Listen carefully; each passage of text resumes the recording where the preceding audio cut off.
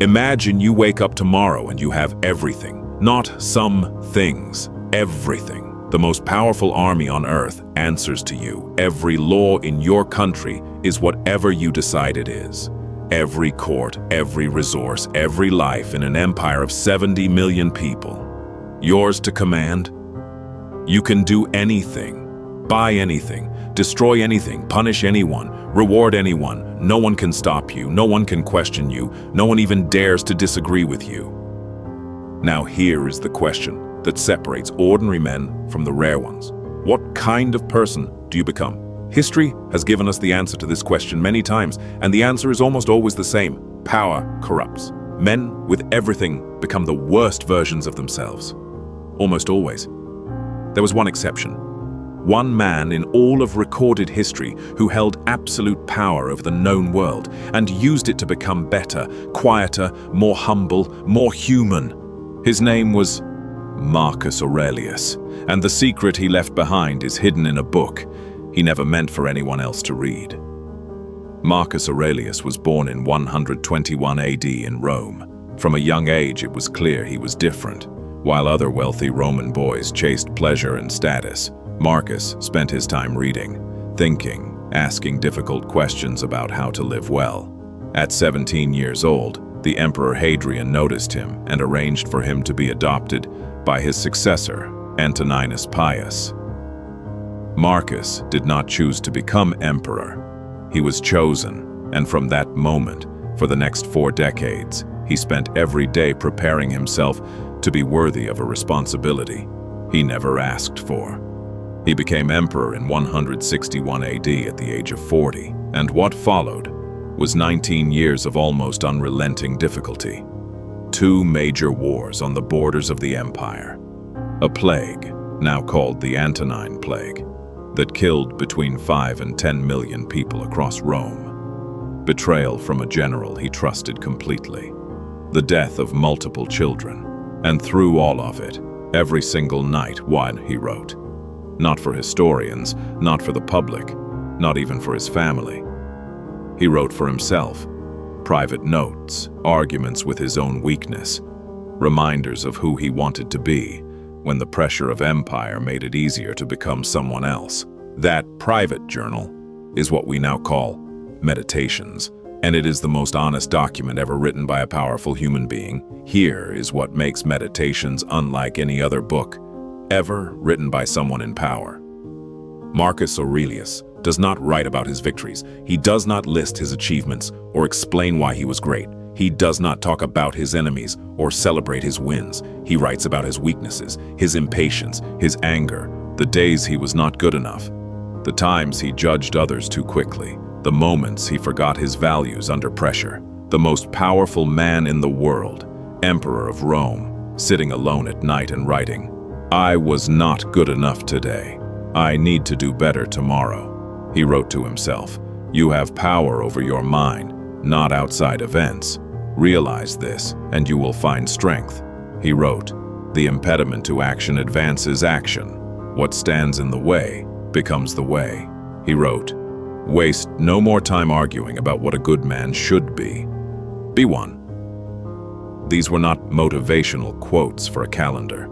These were private instructions from a man to himself.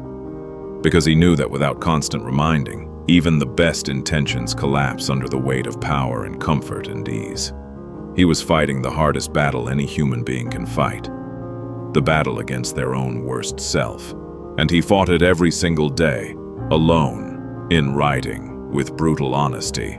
Principle 1, do your duty, expect nothing in return. Marcus Aurelius ruled an empire he never asked for, fought wars he never wanted, and served people who would never fully understand what he sacrificed for them. He knew this, and he did it anyway. He wrote, "Do not indulge in dreams of having what you have not, but count up the chief of the blessings you do possess. And then thankfully, remember how eagerly you would have sought them if they were not already yours." He did not rule because it gave him pleasure. He ruled because it was what was required of him. That distinction between what we want and what we owe is one of the rarest forms of character a human being can possess. Most people do things only when they are recognized for them. Marcus did things because they needed to be done, whether anyone noticed or not. Principle 2. See people clearly, but judge them gently. As Emperor, Marcus Aurelius had every reason to become cynical about human nature. He was betrayed by his most trusted general. He watched colleagues choose comfort over duty. He saw corruption at every level of the empire he was trying to hold together. And yet, in Meditations, he wrote this to himself every time anger rose inside him. When you wake up in the morning, tell yourself, the people I deal with today will be meddling, ungrateful, arrogant, dishonest, jealous, and surly. They are this way because they cannot tell good from evil. But I have seen the beauty of good and the ugliness of evil, and have recognized that the wrongdoer has a nature related to my own. He was not naive. He saw people exactly as they were, and he chose to respond with patience anyway, not because they deserved it, because he did. Principle 3. Remember, you will die. Live accordingly.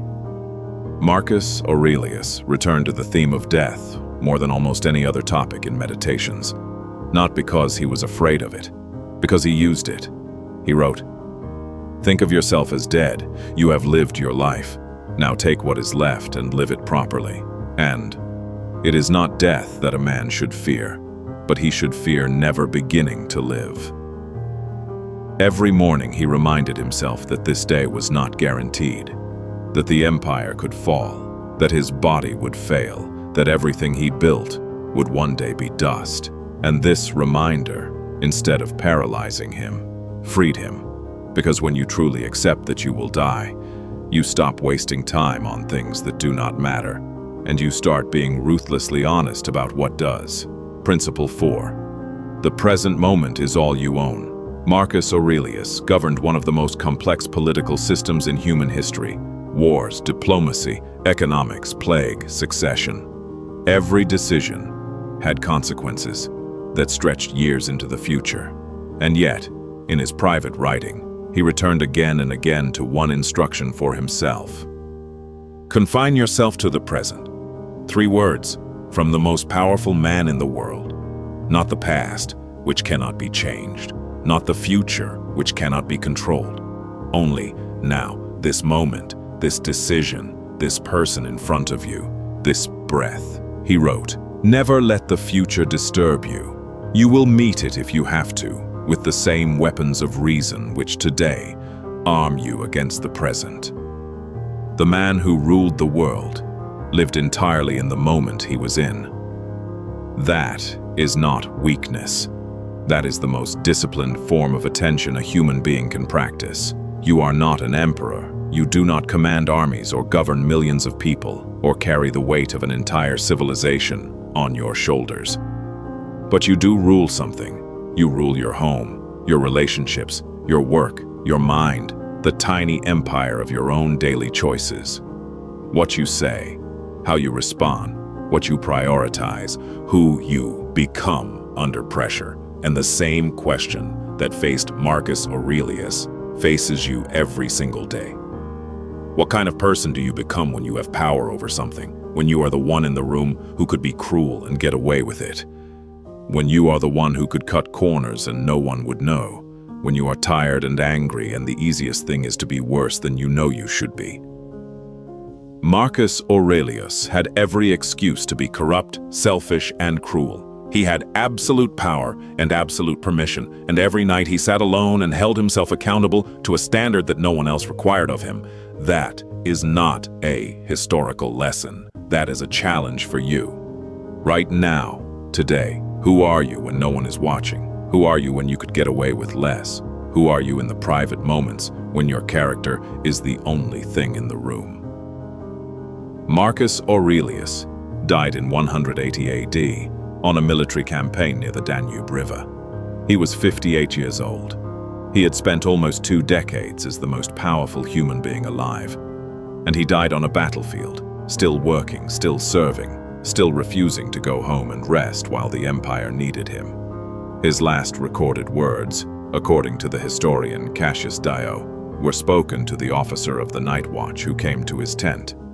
The officer asked what his final orders were. Marcus Aurelius said, "Go to the rising sun, I am already setting," even at the moment of his death, philosophical, calm, pointing to what comes next rather than grieving what was ending. After he died, something extraordinary happened. The soldiers who had fought beside him, hardened men who had seen countless generals and emperors, wept, not because they had to, because they wanted to, because they had seen something in him they had never seen in a man with that much power, genuine goodness. He left behind meditations, a book he never meant to publish, never meant to share, never meant for us to read. And yet, here we are 2,000 years later, still reading it, still learning from it, still finding in it the instructions for becoming better that we cannot seem to find anywhere else. Because Marcus Aurelius proved something that most people spend their whole lives doubting, that it is possible to have everything and want nothing, to hold power and choose humility, to face the worst the world can offer, and still, every morning, decide to be good.